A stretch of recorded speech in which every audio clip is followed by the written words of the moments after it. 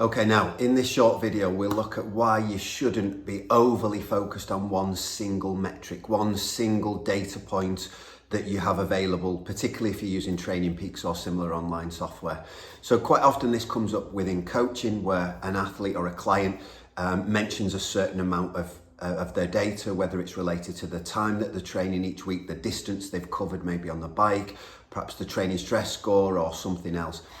And that can lead you to make errors in training, which I'll highlight now. So the main thing I want to guard you against is kind of trusting in one single metric and just monitoring one single thing from week to week to week, because that will lead you into some problems with your training, which we'll highlight now.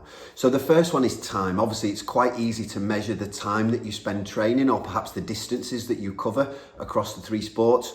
Now, again, if that's your sole focus because you believe that fitness will improve if you put more time in, then that's probably going to lead you to avoid too much intensity, because we know that the more intensely and the more effort we put in, it's likely that the workouts will end up shorter because of fatigue, as you'd expect.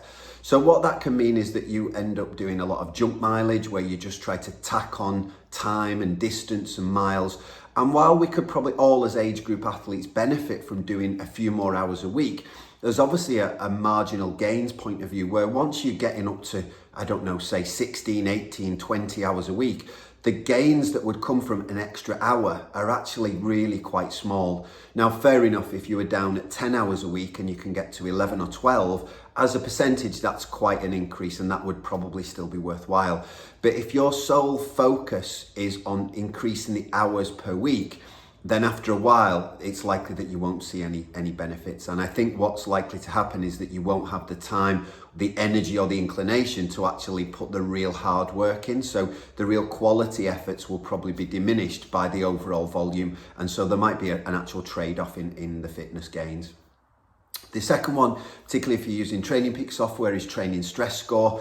There's three problems or three big problems, I think, with this metric. Firstly, and I won't go into this in any great detail, but it's largely made up. It's not, particularly scientifically validated. It's part of the platform, and theoretically it makes some sense, but it's certainly, not a real number that we can measure. It's something that's calculated by algorithms, and so that's the first thing to keep in mind.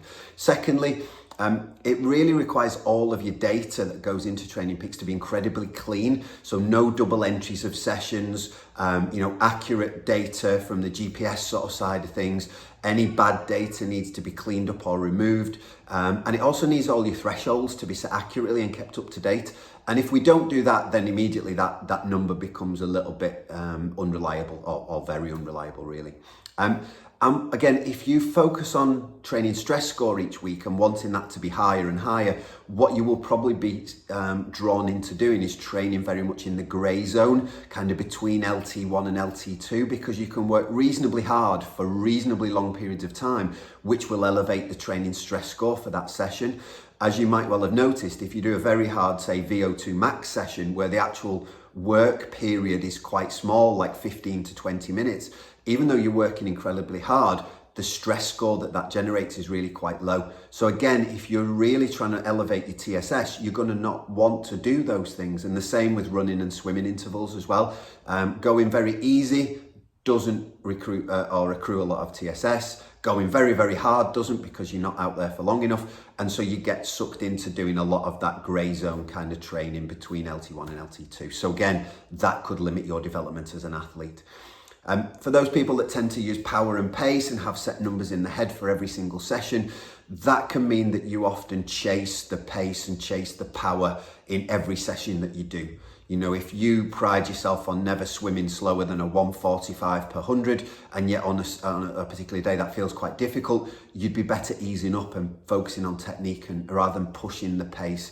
Similarly, as we all know, a lot of us just don't run our easy runs easy enough, thinking that actually it feels okay. I'm okay to go to a 6 out of 10. I can push it a little bit because I don't feel so bad. And actually, I don't want the pace to drop below 5 minutes a kilometre or 6 minutes a kilometre. And so you just kind of unnecessarily just push the pace to make it moderate again, when had you ignored the pace or the power on the bike and just gone to how it felt and just relaxed on those easy sessions, it might be that you've then got more energy again and more mental sort of capacity to really push the harder sessions in the week.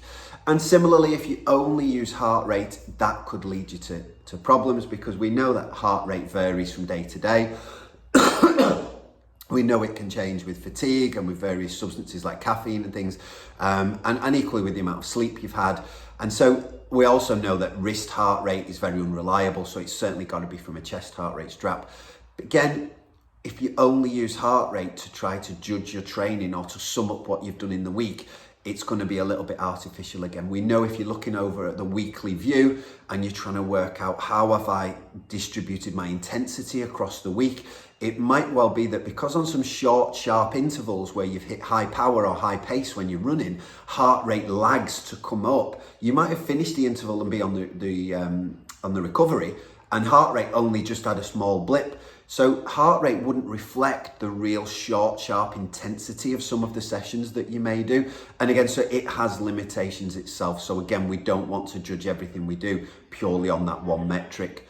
So that's the main thing for today's little video, is beware of being led down the road of just judging yourself on one single metric, whether that's to do with within a session or overview of a week or an annual training plan.